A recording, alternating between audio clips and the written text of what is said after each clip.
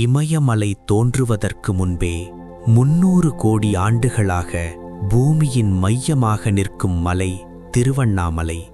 ஆனால் இந்த மலையின் உள்ளே மனித கண்களுக்குத் தெரியாத ஒரு மர்ம உலகம் இயங்கிக் கொண்டிருக்கிறது என்பது உங்களுக்குத் தெரியுமா?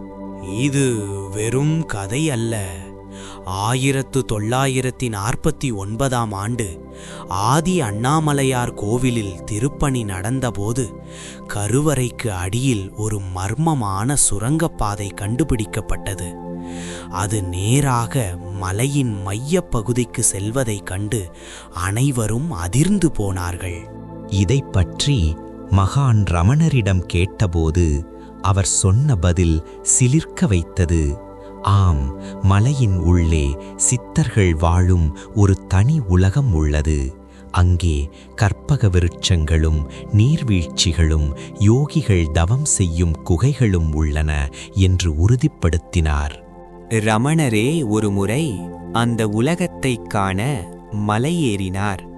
ஆனால் ஒரு குறிப்பிட்ட எல்லைக்கு மேல் சென்றபோது குலவிகள் அவரை தடுத்து நிறுத்தின.